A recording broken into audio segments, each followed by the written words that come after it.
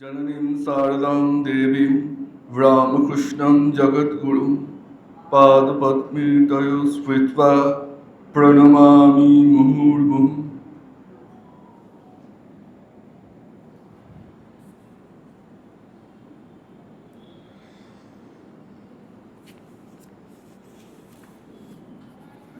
আজকের বিষয়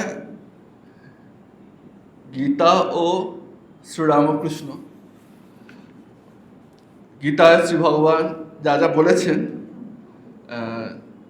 যদি আমরা ঠাকুরের জীবন দেখি, কথামৃত হোক বা লীলা প্রসঙ্গ বা অন্যান্য গ্রন্থাদি যেখানে ঠাকুরের বাণী লিপিবদ্ধ হয়েছে, তাহলে আমরা দেখতে পাব যে ভগবান শ্রীকৃষ্ণ যা বলেছিলেন, ভগবান শ্রীরামকৃষ্ণ সেই একই কথাই বলছেন। তো কর্ম বিষয়ে, কর্ম বিষয়ে ভগবান শ্রীকৃষ্ণ গীতায় কি বলেছেন এবং ওই বিষয়ে শ্রীরামকৃষ্ণদেব কি বলছেন, এই কর্ম বিষয়েই আজকে আলোচনা সীমাবদ্ধ থাকবে। তো আমাদের অনেক সময় বৈরাগ্য বা বেটার টু সে মর্কট বৈরাগ্য ঠিক বলবো না, একটু বৈরাগ্যটাকে একটু আমরা ওভার রেটেড করে দিই, যেন ধরে নিচ্ছি খুব বৈরাগ্য হয়েছে, এইরকম একটা ভেবে নিয়ে ভাবি আর কাজ টাজ করে কী লাভ, ভালো ভালো গান শুনবো, ধ্যান জপ করবো, সৎ কথা শ্রবণ করব, আর বাকি কাজ না করলেও চলবে। কিন্তু এটা কাজের কাজ নয়। এই বিষয়ে গীতায় বিস্তারিত বলা হয়েছে। গীতার প্রেক্ষাপট বা কনটেক্সট আলাদা। সেখানে অর্জুন বলেছিলেন যে আমি যুদ্ধ করতে চাই না, তার পেছনে তিনি বেশ কিছু কারণ বলেছিলেন। সেইগুলোকেই শ্রীকৃষ্ণ একদম পয়েন্ট ধরে ধরে নেগেট করলেন, বুঝিয়ে দিলেন অর্জুনকে যে তুমি যেভাবে নিজেকে খুব সাত্ত্বিক ভাবছো, আদতে তুমি তা নও। তারপরে তো গোটা গীতার বিষয়বস্তুই তাই। বাস্তবিক কর্মত্যাগ সবার জন্য নয়। চিত্ত শুদ্ধি না হলে, চিত্তবৃত্তি নিরোধ না হলে ঠিক ঠিক কর্মত্যাগ হয় না। তো গীতায় শ্রী ভগবান বলছেন, ন কর্মণম অনারম্ভাৎ নৈষ্কর্মম পুরুষোষ্ণুতে ন চ সন্ন্যাসনাদেব সিদ্ধিং সমধিগচ্ছতি। অর্থাৎ কি বলছেন, যে কর্মের অনুষ্ঠান না করে, কর্ম নাম কর্মসমূহের ন অনারম্ভাৎ মানে শুরু না করে, অর্থাৎ কাজ না করে কেউ নৈষ্কর্ম লাভ করতে পারে না। নৈষ্কর্ম সিদ্ধিতে পৌঁছতে গেলে সেটা কাজ করেই করতেই যেতে হবে। এবং কর্মযোগের মধ্যে দিয়ে যেটা হয়, কি হয় না, চিত্তশুদ্ধি হয়। এবং এই চিত্তশুদ্ধি মানুষের মধ্যে আত্মবিবেককে জাগিয়ে তোলে, যা কিনা আলটিমেটলি নৈষ্কর্ম সিদ্ধির দিকে নিয়ে যায়।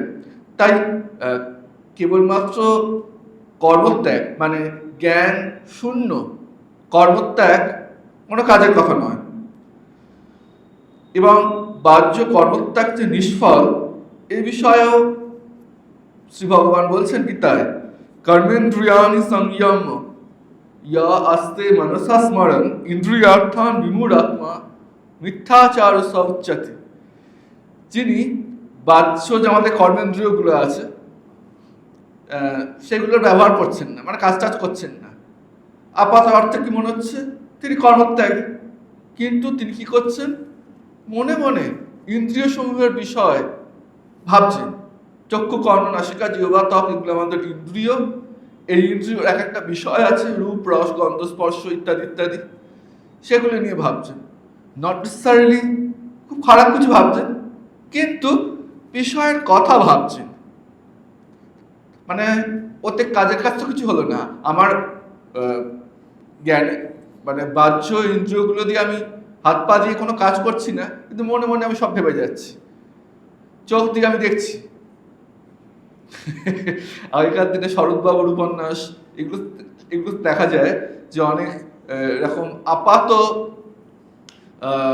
কি বলবো ধর্মপ্রাণ বা ধর্ম মতি অনেক চরিত্র আছে, সারাক্ষণ মালা ঘোরাচ্ছে, কিন্তু মনে মনে চিন্তা করছে কিভাবে ওকে জব্দ করবো, এরকম দেখা যেত। তো অনেকটা এরকম। এদেরকে বলছে মিথ্যাচার।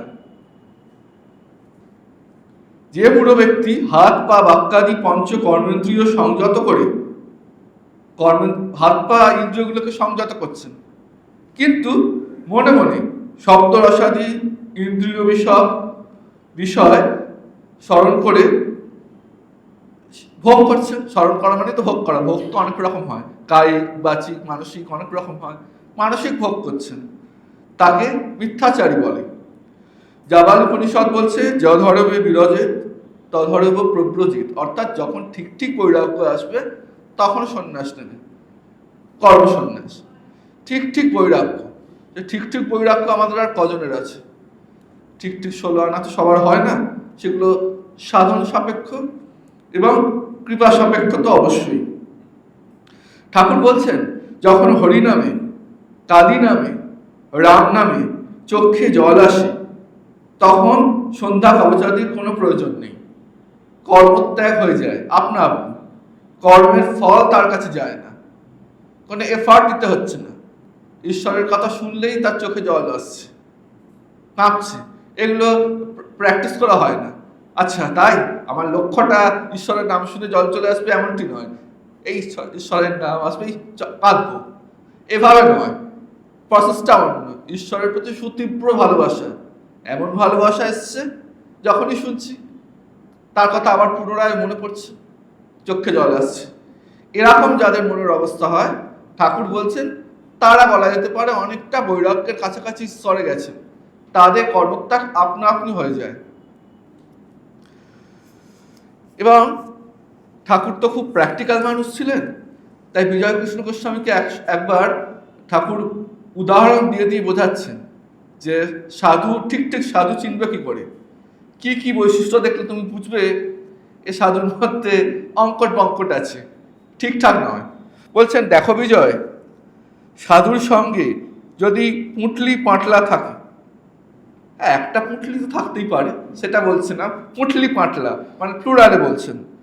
15টা গাঁটওয়ালা যদি কাপড় বুসকি থাকে তাহলে তাদের বিশ্বাস করো না। 15টা গাঁটওয়ালা মানে একটা পুঁটলি আর একটা পুঁটলি, মানে বোঝাই যাচ্ছে খুব সংসারী ভোগী। কারণ সাধুর তো ত্যাগ হচ্ছে সাধুর ভূষণ, যেই জন্য ঠাকুরকে বলা হচ্ছে ত্যাগীশ্বর। তো যার ত্যাগ নেই সেই অপ্রয়োজনীয় জিনিস নেবে, সংসারী মানুষের ক্ষেত্রে আলাদা, কিন্তু যিনি সন্ন্যাসী তার 15টা পুঁটলি কি জন্য প্রয়োজন, বোঝাই যাচ্ছে এ সঞ্চয় করছে। তো ঠাকুর বলছেন বিজয়কে এইরকম মানুষদের থেকে একটু সাবধান থাকবে। বলছেন আমি বটতলায় ওই রকম সাধু দেখেছিলাম, 2-3 জন বসে আছে। তারপরে ঠাকুর বলছেন তারা কি করছে না, কেউ ডাল বাচ্ছে, কেউ কেউ কাপড় সেলাই করছে, আর বড় মানুষের বাড়ির ভান্ডারার গল্প করছে, ভালো মন্দ খাওয়া হয়েছে ওখানে। বলছে अरे ओ बाबू ने लाखों रुपया खर्च किया, साधु लोगों को बहुत खिलाया, पूरी जलेबी पेड़ा बर्फी मालपुआ बहुत चीज तैयार किया। ঠাকুরের অনুধাবন শক্তি, পর্যবেক্ষণ শক্তি এত প্রখর ছিল, কে কি বলছেন, কি টোনে বলছেন, কি ভঙ্গিমায় বলছেন, কোন অবস্থায় কে কি বলছেন, মানে মানুষ চেনার এক অদ্ভুত ক্ষমতা ছিল এবং মানুষকে পর্যবেক্ষণ করারও একটা অদ্ভুত ক্ষমতা ছিল। ঠাকুর বলছেন কেউ যদি অজ্ঞানী বিষয় লোক তাদেরকে যদি কেউ ত্যাগের পরামর্শ দেয় তাতে কোনো ফল হয় না। 1000 লেকচার দাও, বিষয়ী লোকেদের কিছু করতে পারবে না। পাথরের দেওয়ালে কি পেরেক মারা যায়? পেরেকের মাথা ভেঙে যাবে তো দেওয়ালে কিছু হবে না। অর্থাৎ পাথর এত শক্ত, সেখানে যদি কেউ পেরেক মারতে চায় হাতুড়ি দিয়ে, আমাদের এই দেওয়ালের মতো তো নয়, আস্তে আস্তে পেরেকটা বসে যাবে দেওয়ালের মধ্যে। পাথরের ক্ষেত্রে উল্টো, পাথরের মধ্যে পেরেকটা ঢুকবে না, বরং উল্টে পেরেকের মাথাটাই হয়তো ভেঙে যেতে পারে। এখানে পাথর হচ্ছে কেমন না বিষয় মানুষের মন, তাতে ভগবানের প্রতি প্রেম করুণা প্রীতি নেই, তাই এত পাষাণের মতো শক্ত, এটাই বোঝাচ্ছেন। বলছেন সাধুর কমণ্ডলু 4 ধাম করে আসে, কিন্তু যেমন তেতো তেমনি তেতো। কমণ্ডলু মানে যাতে জল রাখে, পুজোর সময় যেটা আমরা ব্যবহার করি, সাধুদের থাকে এরকম একটা কমণ্ডলু, যারা পরিব্রাজক সাধু, তা বলছে একজন সাধু, মানে আপাত অর্থ সাধু, তিনি কমণ্ডলু নিয়ে 4 ধাম করে আসছেন, কেদার বদ্রী সব যা যা আছে ঘুরে ঘুরে বেড়ালেন, অনেক তপস্যা করলেন, তীর্থ করলেন, কিন্তু বলছে সেই তেতই থাকে, মানে মনের কোনো পরিবর্তন নেই। তোমার লেকচারে বিষয় লোকদের বড় কিছু হচ্ছে না, ঠাকুর শশধর তর্ক চূড়ামণিকে সাবধান করে দিচ্ছেন। মানে বলছেন অডিয়েন্স বুঝে লেকচার দেবে, ঠিক ঠিক জায়গায়। ভালো স্পিকারের এটা একটা বৈশিষ্ট্য। তারা একটাই স্ট্রাকচার তৈরি করে রাখলেন, স্কুলে যাচ্ছেন ছাত্রদের বলতে, সেখানেও যা বলছেন, সিনিয়র সিটিজেন যারা তারা বসে আছে সেখানেও তাই, ব্যুরোক্র্যাটদের কাছে কোনো একটা হয়তো স্পিচ, সেখানেও তাই, আবার একদম খেটে খাওয়া মানুষ খুব ভক্তি আছে তাদের কাছে গিয়েও তাই। কোনো লাভ হয় না, তো চেঞ্জ করতে হয়, বা অ্যাটলিস্ট এমন রাখতে হয় সবার জন্য উপযোগী হবে। পরীক্ষার প্রশ্ন হয় না, পরীক্ষার প্রশ্ন থাকে একটা বড় সড়ো শতাংশ থাকে যাতে সবাই পাস করতে পারে, 50, 60, 70 নম্বর। তারপর থাকে একটু ভালো ছেলেদের জন্য, ভালো ছেলে বা মেয়েদের জন্য, ছাত্রছাত্রীদের জন্য আরও 5 নম্বর মতো তোলা থাকে, একটু ভেবে চিন্তা করতে হবে, সবাই পারবে না। ওই রকম সবার জন্য উপযোগী হয়েই বলতে হবে, অর্থাৎ কিনা অডিয়েন্স চিনতে হবে, এটাই বলছেন ঠাকুর। তারপরে ঠাকুর একটা উপমা দিচ্ছেন, এই যারা উইদাউট এ নোটিশন কাজকর্ম না করে চুপচাপ বসে থাকে, ঠাকুর উপমা দিচ্ছেন কুমড়ো কাটা বট ঠাকুর। তো আগেকার দিনের যে জয়েন্ট ফ্যামিলি ছিল, যেখানে অনেক পালা পার্বণ হতো শুধু নয়, এই যে মরশুমি ফল প্রত্যেক আগেকার দিনে হতো এগুলো, শীতের সময় কমলা লেবু, গরমের সময় আম, লিচু, আনারস, পৌষ পার্বণের সময় পিঠেপুলি হচ্ছে, পার্বণ হলে যাওয়া হয়, সমস্ত কিছু যে বাঙালির যে খাদ্যাভ্যাস সেগুলি সবগুলো পালিত হতো। এখনো হয় না বলছি না, যৌথ পরিবারে এগুলো আরও ঠিকভাবে পালিত হতো। তো ওরকম বাড়িতে ওরকম কেউ কেউ থাকতেন, বড় লোকের বাড়ি যাওয়া হয়, বাবার অনেক টাকা আছে, বাবা নয়, বাবা ঠাকুর জমানো টাকা, কাজ না করলেও চলবে, সেরকম একজন বট ঠাকুর গোছের কেউ আছে, সে ওই মহিলা মহলেই তাদের বেশি ঘোরাঘুরি আর কি, কাজকর্ম কিছু নেই, ওই মুখে তং মারিতাম জগৎ বলে না। কিন্তু তার কাজ হচ্ছে কি, যখন হেসেলের ঘরে কুমড়ো কাটার দরকার পড়তো, কুমড়ো বা চাল কুমড়ো, তখন তার ডাক পড়তো, ওই চাল কুমড়ো বলি দেয় তো, আর মায়েদের বলি দিতে নেই, মায়েরা মায়ের জাত, এই একটা সংস্কার থেকে তারা বলিটা নিজেরা দিতেন না মায়েরা। এখন এটা অনেকে পালন করেন, তখন বট ঠাকুর তার নেই, কর্তা যদি তাকে ডাকেন বা ছেলে যারা আছে তাকে ডেকে দেন, এরকম। তো এরকম কুমড়ো কাটা বট ঠাকুরের উদাহরণ দিচ্ছেন ঠাকুর, বলছেন তুমি যে কুমড়ো কাটা বট ঠাকুর হলে, তুমি না সংসারী না হরিভক্ত, এ ভালো নয়। একজন বাড়িতে পুরুষ থাকি, মেয়ে ছেলেদের নিয়ে রাত দিন থাকি। এখন এইগুলো আমি বারবার বলি, এখানকার অডিয়েন্সের জন্য হয়তো দরকার নেই, কিন্তু তো রেকর্ড হয়, সর্বত্র ছড়ায়, মেয়ে ছেলে আবার কি ঠাকুর এরকম বলছে দেখেছো। এখন বুঝতে হবে সেই যুগ সেই কনটেক্সটে ঠাকুর যা বলছেন, ঠাকুর মায়েদের, সব মায়েদের মধ্যে স্বয়ং জগত্তারিণীকে দেখতেন, ভবতারিণীকে দেখতেন, নিজের সহধর্মিণীর মধ্যে দেবীকে দেখেছেন, তাকে পূজা করেছেন, তাকে প্রণাম করেছেন। সুতরাং আগামুড়ো বাদ দিয়ে কিছু গ্রহণ করাটা ঠিক না। সেই যুগে কথাবার্তার ধরনই এরকম ছিল, আর সেই যুগে তো মেয়েরা কজন পড়াশোনা করতে হয়, চাকরি বাকরি করতে যেতেন, সেই সাপেক্ষে বলা হচ্ছে। এবং স্বামীজি তো বারবার বলেছেন, ওই মায়েদের ওই অবস্থার জন্য দায়ী মায়েরা নন, এই পুরুষতান্ত্রিক সমাজই তাদের ওই অবস্থা করেছিল। তো যে প্রসঙ্গ চলছিল, ঠাকুর বলছেন একজন বাড়িতে পুরুষ থাকে, মেয়ে ছেলেদের নিয়ে রাত দিন থাকে, আর বাইরের ঘরে বসে ফুরুক ফুরুক করে তামাক খায়, ওই সারাক্ষণ তামাক খেয়ে যাচ্ছে গড়গড়ায়, নিষ্কর্মা হয়ে বসে থাকে। তবে বাড়ির ভিতরে কখনো গিয়ে কুমড়ো কেটে দেয়, মেয়েদের কুমড়ো কাটতে নাই, তাই ছেলেদের দিয়ে তারা বলে পাঠায় বড় ঠাকুরকে ডেকে আন, তিনি কুমড়োটা 2খানা করে দিবেন। তখন সে কুমড়োটা 2খানা করে দেয়। এই পর্যন্ত পুরুষের ব্যবহার, তাই নাম হয়েছে কুমড়ো কাটা বট ঠাকুর। তো এই যে চিত্তশুদ্ধির জন্য কাজকর্ম করতেই হবে, এবং কাজ না করে মানুষ থাকতেও পারে না, এই বিষয়েই ভগবান গীতাতে বলছেন যে মানুষের মধ্যে 3টি গুণ আছে, সত্য, রজ, তম। এই তিন গুণের অতীত না হলে, অর্থাৎ ত্রিগুণাতীত যতক্ষণ না হচ্ছি ততক্ষণ এই তিনটে গুণ আমাদের কাজ করিয়ে ছাড়বে। যে গুণের প্রাবল্য বেশি সেই রকম কাজ করব আমরা। তো গীতায় বলছে, নাহি কশ্চিৎ ক্ষণমপি জাততিষ্ঠত্য কর্মকৃত কার্যতে হবশক কর্ম সর্ব প্রকৃতিজর গুণে।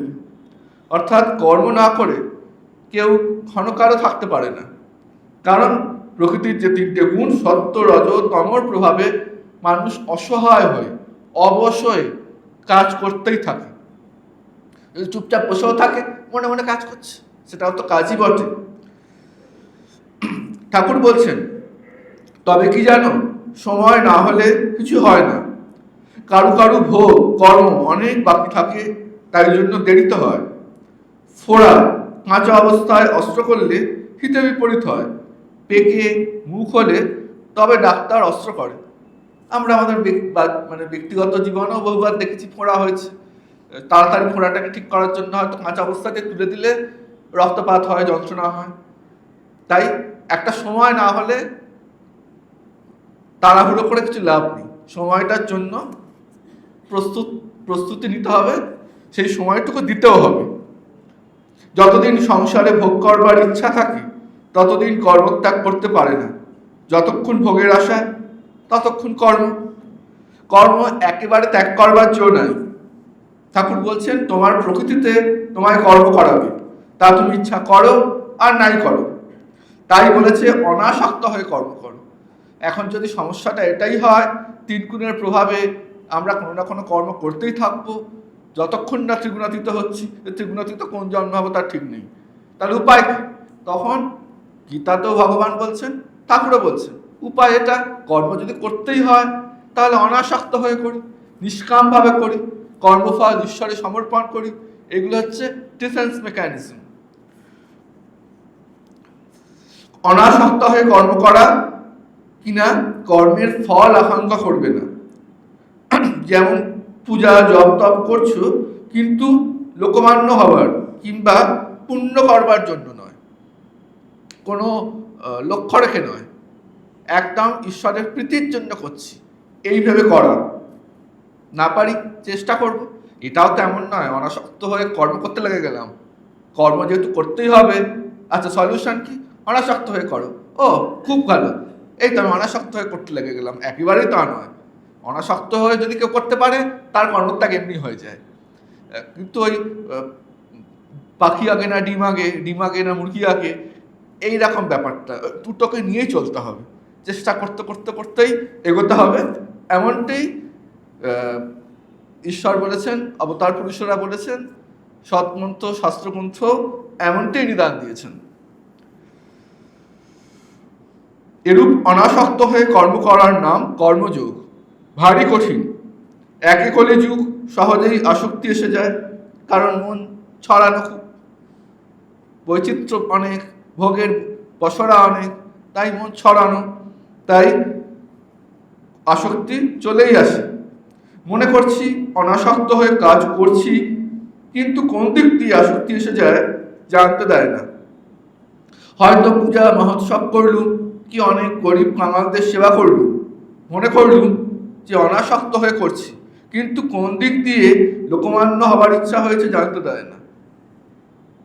মানে মনে মনে একটা বাসনা, কি হয়তো আমায় বলবে ওই মানুষটা খুব ভালো, ঠিক আছে, আমাদের এত খাবার দাবার দিয়েছেন, ওই মানুষটি খুব ভালো, আমাকে মাঝে মাঝে অর্থ সাহায্য করেন। হ্যাঁ, এখন যদি এরকম এটা মনেও আসছে, দেন কি করা উচিত? মনকে কন্ট্রোল করতে হবে। আচ্ছা, মনে আসছে তখন হাল ছেড়ে দিয়ে আছে, কর্মটাও করলাম না, ওটা কাজের কথা নয়। মনে আসছে, মনের সাথে সংগ্রাম চালিয়ে যেতে হবে। মা আপনি বসুন না, জায়গা পাচ্ছেন না, একটা চেয়ার দিয়ে দিন। কর্ম সকলেই করে, তার নাম গুণ গান করা এও কর্ম। এই যে বলছে, তার যে নাম গুণ গান করছি এটাও কর্ম। কর্ম ছাড়া কেউ থাকতে পারে না। একদম সমাধি যার হয়ে গেছে তার নির্বিকল্প সমাধির ক্ষেত্রে বলা যেতে পারে যে চিত্তবৃত্তির নিরোধ হয়ে গেছে, কোনো কর্ম হচ্ছে না। এর বাইরে সব ক্ষেত্রেই কিছু না কিছু কর্ম হচ্ছে। সোহমবাদীদের আমি সেই, এই চিন্তাও কর্ম। অহম ব্রহ্মাস্মি, এই যে আমি ভাবছি, মানসিক ক্রিয়া তো হচ্ছে। নিঃশ্বাস ফেলা এও কর্ম। কর্ম ত্যাগ করবার জো নাই, তাই কর্ম করবে। সকলের পক্ষে সংসার ত্যাগ নয়, যাদের ভোগান্ত হয় নাই তাদের পক্ষে সংসার ত্যাগ নয়, তবে নিষ্কাম কর্ম করবার চেষ্টা করবে। তো এই মর্মেই শ্রী ভগবান বলছেন এত কথা বলার পর যে তাহলে সলিউশন কি? সর্বদা কর্ম করবে, কর্ম ছেড়ে কখনো থাকবে না। নিয়তাং কুরু কর্মত্বাং কর্ম জ্যায় হকর্মণঃ শরীরযাত্রা পিচতে ন প্রসিদ্ধ অকর্মণঃ। অর্থাৎ বলছেন যে খুব প্র্যাকটিক্যালি যদি দেখা যায়, জীবনযাত্রা নির্বাহ করার জন্য আমাদের কিছু না কিছু কর্ম করতে হবে। আমি যদি একা মানুষ হই, আচ্ছা ধরে নিচ্ছি আমার অর্থ সমাগম আছে, সাংঘাতিক না থাকলেও দিন চলে যাচ্ছে, আমাকে তো আমার জন্য রুটিটুকু তৈরি করতে হবে খাওয়ার জন্য। ওকে, সেটা করার লোক আছে, আমার তো হাত দিয়ে খেতে হবে। সুতরাং জীবনযাত্রা নির্বাহ করার জন্য কিছু না কিছু কাজ করতে হবে। ভগবান বলছেন কি তাই? তুমি শাস্ত্রপ্রদিষ্ট নিত্যকর্ম করো, কর্ম না করা অপেক্ষা কর্ম করা শ্রেয়। কর্মহীন হলে তোমার দেহযাত্রাও নির্বাহ হবে না। কেবল বিষয় কর্ম কেন, নিত্য কর্ম পর্যন্ত সময় না হলে ত্যাগ হয় না।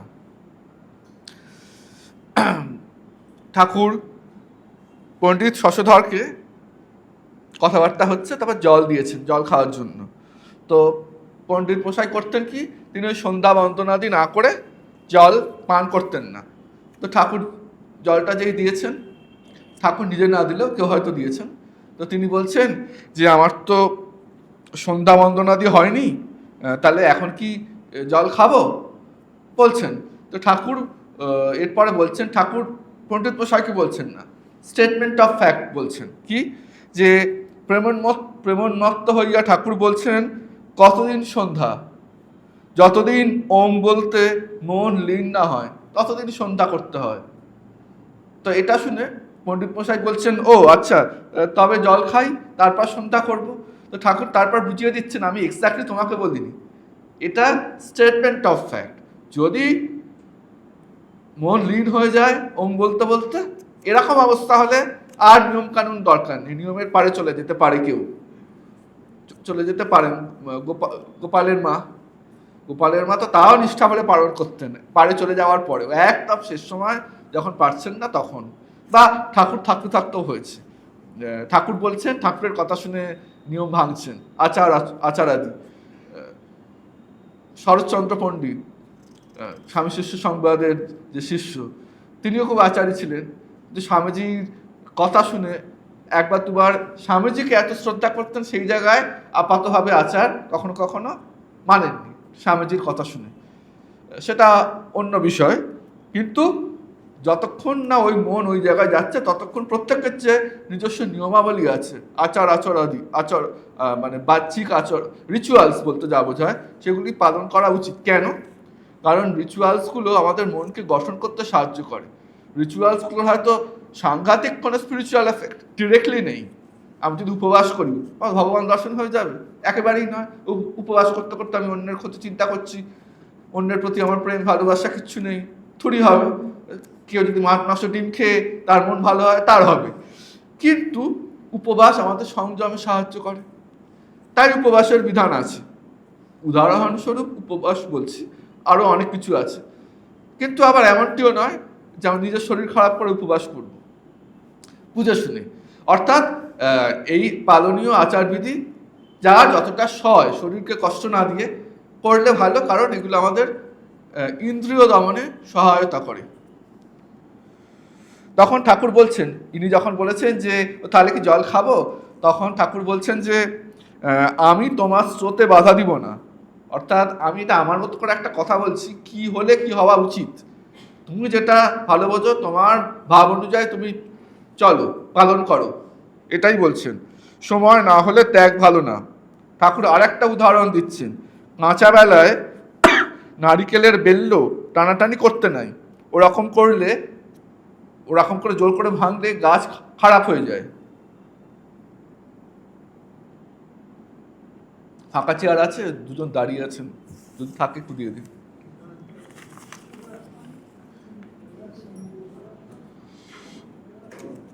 বেশ বেশ, ঠিক আছে ঠিক আছে, একজন দিচ্ছে, বাকিরা শান্ত হয়ে বসুন।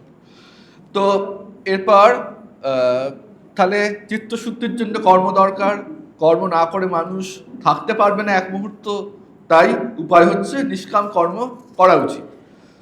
কর্মণ্যে বাধিকারস্তে মা ফলেষু কদাচন মা কর্মফল হেতুর্ভু মা তে সঙ্গস্ত কর্মাণি। বিখ্যাত শ্লোক গীতার। কর্মেই তোমার অধিকার, এক। এর চারটা অংশ আছে। কর্মেই তোমার অধিকার, এক। দুই, ফলে তোমার কোনো অধিকার নেই। তিন, কর্মফল যেন তোমার কর্ম প্রবৃত্তির হেতু না হয়। আমি এমনভাবে আসক্ত হয়ে যেন কর্ম না করি, সেই কর্মজাত যে কর্মফল আবার আমাকে আর একটা কর্ম করতে প্রবুত্ত করবে, মানে প্রয়োজন নেই, আমার নিজের জন্য কাজ বাড়াবো, এটি যেন না হয়। তিন। চার, আবার কর্ম ত্যাগেও যেন তোমার প্রবৃত্তি না আসে। এই চারটে অংশ আছে। তো বাল গঙ্গাধর তিলক উনি বলতেন এটা কর্মযোগের চতুঃসূত্রী। কর্মযোগী যারা, আমরা কম বেশি প্রত্যেকেই কর্ম করি, আমাদের কর্মযোগী হওয়া উচিত, পারি কি পারি না পরের কথা। তো বাল গঙ্গাধর তিলক বলতেন যে এটা হচ্ছে কর্মযোগের চারটি সূত্র, চতুঃসূত্রী। অর্থাৎ কর্মেই অধিকার, এক। কর্মফলে অধিকার নেই, দুই। তিন, এমনভাবে আসক্ত হয়ে কর্ম যেন না করি যাতে ওই কর্মের যে কর্মফল আমাকে আবার আরও কাজে অতিরিক্ত কাজের জন্য প্রেরণা দেবে, ওটা ঠিক নয়। আবার কর্মত্যাগেও যেন আমার প্রবৃত্তি না আসে। এই চারটি। গীতায় ভগবান বলছেন যোগস্থ কুরু কর্মাণি সঙ্গম তপ্ত ধনঞ্জয় সিদ্ধ সিদ্ধ সমো ভূত্বা সমত্বং যোগ উচ্যতে। হে ধনঞ্জয়, কর্মফলে আসক্তি পরিত্যাগপূর্বক সিদ্ধি ও অসিদ্ধিতে সমভাবে থেকে, অর্থাৎ যোগস্থ হয়ে কর্ম করো, এরূপ সমত্বভাবকেই যোগ বলে। ঠাকুর বলছেন কর্ম চাই তবে দর্শন হয়। একদিন ভাবে হালদার পুকুর দেখলাম, ভাবে দেখছেন, দেখি একজন পানা ঠেলে জল দিচ্ছে, পানা ঠেলে জল দিচ্ছে আর কি, জল সংগ্রহ করবেন, পানাটা সরিয়ে জল নিচ্ছেন। আর হাতে তুলে একবার দেখছি, যেন দেখালে পানা না ঠেললে জল দেখা যায় না। অর্থাৎ কর্ম না করলে ভক্তি লাভ হয় না, ঈশ্বর দর্শনও হয় না। ধ্যান জপ এইসব কর্ম, তার নাম গুণ কীর্তন কর্ম, আবার দান যজ্ঞ এসবও কর্ম। কর্ম ত্যাগ করবে কেন? ঈশ্বরের চিন্তা, তার নাম গুণগান, নিত্যকর্ম এসব করতে হবে। কর্ম চাই, ঈশ্বর আছেন বলে বসে থাকলে হবে না, জোশ করে তার কাছে যেতে হবে, নির্জনে তাকে ডাকো, প্রার্থনা করো, দেখা দাও বলে, ব্যাকুল হয়ে কাঁদো। কামিনী কাঞ্চনের জন্য লোকে পাগল হয়ে বেড়ায়, তবে তার জন্য একটু পাগল হও, লোকে বলুক যে অমুক ঈশ্বরের জন্য পাগল হয়ে গেছে। নিষ্কাম হয়ে তাকে ডাকতে হয়। এবার যদি কারোর মনে হয় ওকে আমি কাজ যেহেতু করতেই হবে, আমি নিষ্কাম কর্ম করার চেষ্টা করছি, কিন্তু সকাম হয়ে যাচ্ছে মাঝে মাঝে, উপায় ঠাকুর সেটা বলে দিচ্ছেন যে তবে সকাম ভজন করতে করতেও নিষ্কাম হয়। চেষ্টা করছে বারবার বারবার, চেষ্টা করতে করতে এই চেষ্টা করে যে 2 পা এগিয়ে যায়, ভগবান তার কাছে 10 পা এগিয়ে আসেন। সে চেষ্টা করছে, সে প্রকৃতির বিরুদ্ধে লড়াই করছে, তখন প্রকৃতি প্রসন্ন হয়ে তার মায়ার দ্বারটাকে সরিয়ে নেন। যেমন আছে ধ্রুব, প্রহ্লাদ প্রথম থেকেই ঈশ্বর পরায়ণ, জয় জয় নারায়ণ নারায়ণ হরি হরি করছে। ধ্রুব তা নয়, ধ্রুবর জীবনে বিপর্যয় দেখা গেছিল, তাই ধ্রুব ভগবানের শরণাপন্ন হয়েছিলেন যাতে তার জীবনের যা বিপর্যয় ঘটেছিল, যা হারিয়ে গেছে, সেগুলো যেন আবার ফিরে আসে। সকাম, কিন্তু এর করতে করতে করতে, হ্যাঁ সকাম হলেও প্রার্থনাটা খুব মানে একনিষ্ঠা ভক্তি ছিল, তাই ঈশ্বরের দর্শন হলো। এবার যখন ঈশ্বরের দর্শন হলো তখন কি হয়, কেউ কাঁচ, যদি কেউ ডায়মন্ড পায়, হিরে পায়, তখন আর তার কাঁচ ভালো লাগে, এরকম ব্যাপার। তখন আপনা থেকেই নির্বাসনা চলে আসে। হাজার বিষয় মানুষ সারা জীবন বিষয় নিয়ে ঘেটেছে, শেষ অবস্থায় মৃত্যুশয্যায় যদি স্বয়ং ভগবান তার কাছে আসেন, ওই মুহূর্তে তিনি নির্বাসনা হয়ে যাবেন। স্বাভাবিক কথা।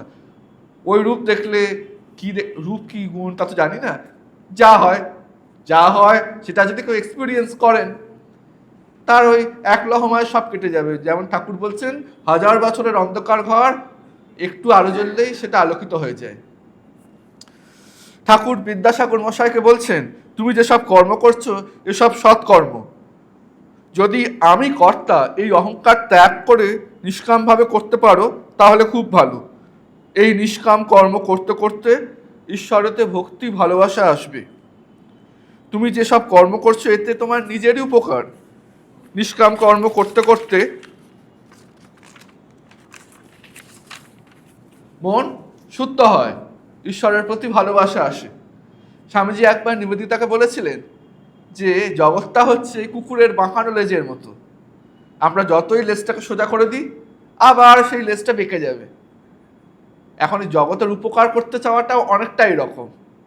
এত ঘটনার পরম্পরা ঘটছে, আমি কটা লোকের কটা উপকার করতে পারবো, still we must do that. তবু আমরা এটা করব। কেন করব?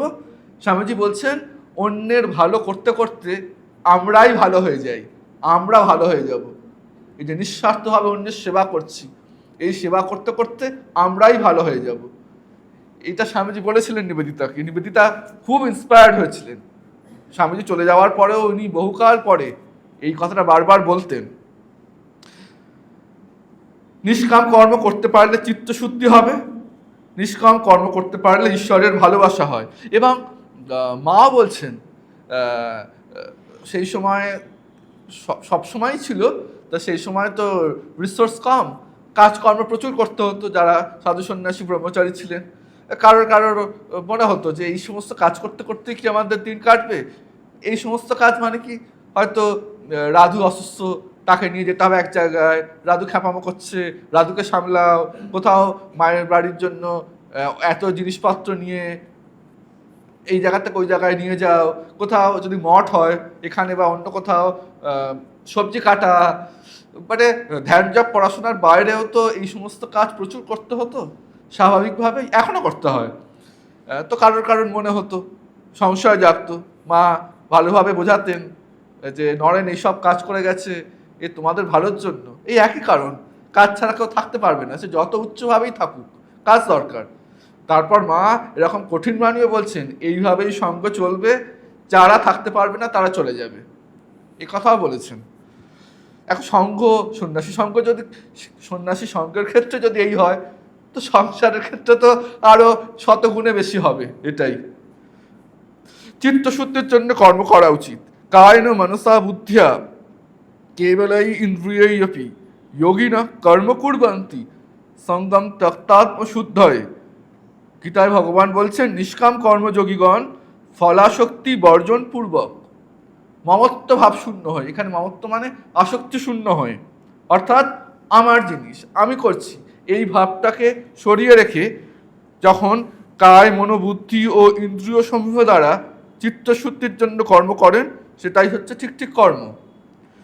ঠাকুর বলছেন কি জানো, ভোগ আর কর্ম শেষ না হলে ব্যাকুলতা আসে না। তাই আমরা যদি ব্যাকুলতা চাই, সেই ব্যাকুলতাটা পাওয়ার জন্য আমাদের কাজটা করতে হবে, কর্ম চালিয়ে যেতে হবে। বৈদ্য বলে দিন কাটুক, তারপর সামান্য ঔষধে উপকার হবে। নারদ রামকে বলছেন, রাম তুমি অযোধ্যায় বসে রইলে রাবণবাদ কেমন করে হবে, এই জন্য তো এলে ত্রেতা যুগে। তো রাম বলছেন যে নারদ সময় হোক তখন হবে, রাবণের আগে কর্মক্ষয় হোক, তখন তার বধের উদ্যোগ হবে। অর্থাৎ অনেক সময় আমরা বলি না, আহা লোকটা দেখেছো কি খারাপ, এই সমস্ত যত রকম অকাজ কুকাজ করে যায় কিন্তু কিছু হয় না তো, আর আমরা এত ভালো মানুষ পালন করছি আমাদের জীবনে যত দুঃখ জ্বালা। এটা বুঝতে হবে যে ভালো লোক আপাত অনেক বাজে কাজ করছে, তার কোনো সাফারিংস নেই বলে মনে হচ্ছে ফর টাইম বিং, তার কিছু ভালো কর্ম ছিল, সেই কর্ম ফলটা তিনি এখন ভোগ করছেন। ওটা যেই মুহূর্তে ক্ষয় হয়ে যাবে, তারপর তার এই ভয়াবহ কাজকর্মের ফল ফলতে শুরু করবে। আর আমরা যদি ঠাকুরের নামে স্মরণ করে চেষ্টা করছি, তাও হাজারটা সমস্যা লেগেও আছে, তাহলে বুঝতে হবে আমাদের কর্ম কেটে দিচ্ছেন ঠাকুর, সব একটা করে কেটে যাচ্ছে, অল্প অল্প করে কাটছে। এটাও তো ঠিক, নানান সমস্যা যেমন আসে, ঠাকুর তো মাথার ছাতাটাও ধরেন এই প্রখর সূর্য থেকে রক্ষা করার জন্য। ঠাকুর তো এসি হয়েও আসেন, পাখা হয়েও আসেন, ঘোড়া জল হয়েও আসেন গরমকালে, আর শীতকালে কম্বল হয়েও তো ঠাকুর আসেন, যত শীতই হোক। সংসারী লোকেরা যখন সুখের জন্য চারিদিকে ঘুরে ঘুরে বেড়ায় আর পায় না, আর শেষে পরিশ্রান্ত হয়, যখন কামিনী কাঞ্চনে আসক্ত হয়ে কেবল দুঃখ পায়, তখনই বৈরাগ্য আসে। ধাক্কা খেতে খেতে খেতে খেতে পড়ছি, রক্ত ঝরছে, একটা সময় বৈরাগ্য আসতে বাধ্য। ভোগ না করলে অনেকের ত্যাগ হয় না। সাধকদের ভিতরেও কেউ কেউ অনেক তীর্থে ঘোরে, এক জায়গায় স্থির হয়ে বসতে পারে না। অনেক তীর্থের উদক বা জল খায়, তাই জন্য ওদের বলে বহুদক, ঘুরে ঘুরে বেড়ায়। যখন যখন ঘুরে ঘুরে ক্ষোভ মিটে যায়, তখন এক জায়গায় কুটির বেঁধে বসে, ওই রকম সাধুদের বলে কুটিচক। আর নিশ্চিন্ত ও চেষ্টা শূন্য হয়ে ভগবানের চিন্তা করে। ঠাকুর সে বিখ্যাত উপমা দিচ্ছেন। একটি পাখি জাহাজের মাস্তুলে বসেছিল, জাহাজ গঙ্গার ভিতরে ছিল, ক্রমে মহাসমুদ্রে এসে পড়ল। তখন পাখি তার নিজের দুনিয়ায় ছিল, বিভোর হয়ে বুঝতে পারেনি, ভেবেছে এই তো গঙ্গার এপার আর ওপার কত আর দূরে, ঠিক পার হয়ে যাব। কখন সমুদ্রে চলে এসছে বুঝতে পারছে না, ডাঙা নেই কোথাও। তখন পাখিটা একবার উত্তরে যাচ্ছে, একবার দক্ষিণে যাচ্ছে, একবার পশ্চিমে যাচ্ছে, একবার পূর্বে যাচ্ছে, ঘুরে ঘুরে কোথাও ডাঙা পাচ্ছে না, জল আর জল। তখন দেখছে আর কোনো উপায় নেই, তখন কি করে, ওই মাস্তুলে এসে বসে। পাখি তুই ঠিক বসে থাক, ঠিক বসে থাক, রামকৃষ্ণ নামের মাস্তুলে। আমাদের এই ভবসাগরে ঠাকুর, মা, স্বামীজি এরাই হচ্ছেন আমাদের মাস্তুল। যখন মন এই পূর্ব পশ্চিমে ঘোরাঘুরি ছেড়ে দিয়ে, উত্তর দক্ষিণে ওড়াউড়ি ছেড়ে দিয়ে ওই ইষ্ট নামের মাস্তুলে বসে, তখন ঠিক ঠিক শান্তি হয়, তখন ঠিক ঠিক বৈরাগ্য আসে, ঈশ্বরের প্রতি প্রেম শুরু হয়। সর্বকর্ম সমর্পণ, তাহলে কি হবে, যা করছি সমস্ত কিছু ঈশ্বরে অর্পণ করে দিই, আমার কিছু রইল না। যৎ করোষি যদস্নাসি যৎ জিহোসি দদাসি যৎ যৎ তপস্যাসি কৌন্তেয় তৎ কুরুষ্ব মদার্পণম। হে কৌন্তেয়, তুমি যে সমস্ত কর্ম করছো, যা কিছু আহার করছো, যা কিছু হোম করছো, দান করছো, তপস্যা করছো, অর্থাৎ এক কথায় যাই করছো সব আমাতে সমর্পণ করো, সব শ্রী রামকৃষ্ণার্পণমস্তু করতে হবে। ময়ি সর্বাণি কর্মাণি সমন্বস্য অধ্যাত্মচেতসা নিরাশী নির্মমো ভূত্বা যুদ্ধস্য বিগতজ্বরঃ। শ্রীকৃষ্ণ অর্জুনকে বলছেন যে ঈশ্বর কর্তা, আমি তার ভৃত্য, এইরূপ বিবেক বুদ্ধি সহকারে সমস্ত কর্ম আমাতে অর্পণ করে তুমি কামনা আসক্তি সমস্ত ত্যাগ করে যুদ্ধ করো। তখন ছিল কুরুক্ষেত্রের যুদ্ধ, আমরা আমাদের জীবনের যুদ্ধ করব, সমস্ত কিছু ঈশ্বরে সমর্পণ করে। যে মে মতমিদম নিত্যম অনুতিষ্ঠন্তি মানবঃ শ্রদ্ধাবন্ত অনুসূয়ন্ত মুচ্যন্তে তেজপি কর্মভি। যে সকল লোক শ্রদ্ধাবান ও অসূয়াশূন্য হয়ে আমার এই মত সর্বদা অনুসরণ করেন, তাহারা কর্মবন্ধন হতে মুক্তি লাভ করেন, বলছেন গীতায় ভগবান। ঠাকুর বলছেন কর্মফল মানে কি না, সমস্ত কর্মের ফল ভগবানের সমর্পণ করা। ঠাকুর ঈশানকে বলছেন সংসারে আছো তো থাকলেই বা কর্মফল সমস্ত ঈশ্বরকে সমর্পণ করতে হয়। আচ্ছা, একটা দুটো ক্ষেত্রে পারছি না, ভুলে গেছি, ওকে, যখন মনে পড়েছে তখন সমর্পণ করে দেবো, এরকমই করতে হবে। সন্ন্যাসীর নিত্যকর্ম ঈশ্বরে অর্পণ করার বিষয়ে জনৈক সাধুকে বলিতেছেন, আচ্ছা জি, আপনারা যা জবদান করেন তা নিষ্কাম করেন তাই তো? সাধুটি বলছেন জি মহারাজ। ঠাকুর বলছেন ওই আচ্ছা হ্যাঁ, আর ঈশ্বরে ফল সমর্পণ করতে হয় তাই না, ইটাতে ওইরূপ আছে। তাকে এক গুণ যা দেবে সহস্র গুণ তাই পাবে, তাই সব কাজ করে জলের গন্টু সর্পণ, কৃষ্ণে ফল সমর্পণ। ওরা হোমের পরে করি আমরা, বা পুজোর পরে এরকম জল নিয়ে নিয়ে শ্রীরামকৃষ্ণার্পণমস্তু, এতাৎ কর্ম শ্রীরামকৃষ্ণার্পণমস্তু। যুধিষ্ঠির যখন সব পাপ কৃষ্ণকে অর্পণ করতে যাচ্ছিল, তখন ভীম সাবধান করলে অমন কর্ম করো না, কৃষ্ণকে যা অর্পণ করবে তা সহস্র গুণে ফিরে আসবে, তাই ভালোটাই অর্পণ করব, খারাপটা অর্পণ করব না। খারাপটা বলবো দেখো আমরা এই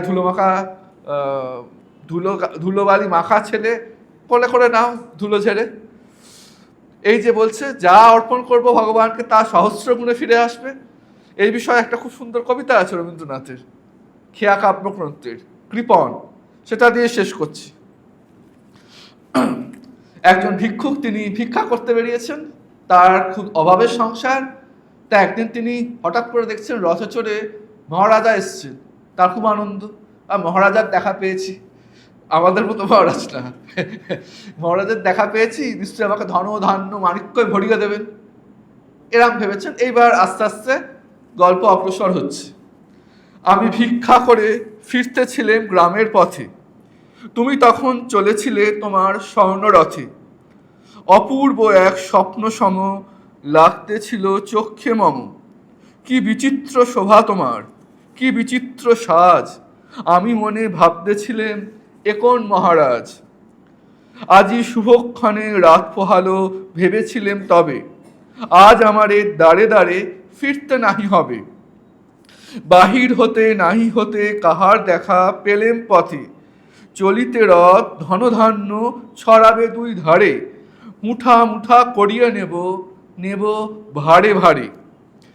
দেখি সহসা রথ থেমে গেল আমার কাছে এসে, আমার মুখপানে চেয়ে নামলে তুমি হেসে। দেখে মুখের প্রসন্নতা জুড়িয়ে গেল সকল ব্যথা। হেনকালে কিসের লাগি তুমি অকস্মাৎ আমায় কিছু দাও গো বলে বাড়িয়ে দিলে হাত। মরি, একই কথা রাজাধিরাজ, আমায় দাও গো কিছু। শুনে ক্ষণকালের তরে রইনু মাথা নিচু। তোমার কিবা অভাব আছে ভিখারি ভিক্ষুকের কাছে, এ কেবল কৌতুকের বসে আমায় প্রবঞ্চনা। ছুলি হতে দিলেম তুলে একটি ছোট কণা, যবে পাত্রখানি ঘরে এনে উজাড় করি, একই ভিক্ষা মাঝে একটি ছোট সোনার কণা দেখি। দিলেম যা রাজ ভিখারিরে, স্বর্ণ হয়ে এলো ফিরে। তখন কাঁদি চোখের জলে দুটি নয়ন ভরে, তোমায় কেন দিইনি আমার সকল শূন্য করে। ঠাকুরমা স্বামীজির কাছে এই প্রার্থনা, আমরা যেন তাদের কৃপায় তাদেরকে আমরা সমস্তটা শূন্য করে দিতে পারি এবং সমস্ত কর্মফল তাদের অর্পণ করে তাদের নামে এই ভব সংসারে যে উথাল পাথাল করা সমুদ্র, সেই সমুদ্র পেরিয়ে যেতে পারি রামকৃষ্ণ সারদা মাস্তুলে বসে। শ্রী রামকৃষ্ণর প্রণমস্তু।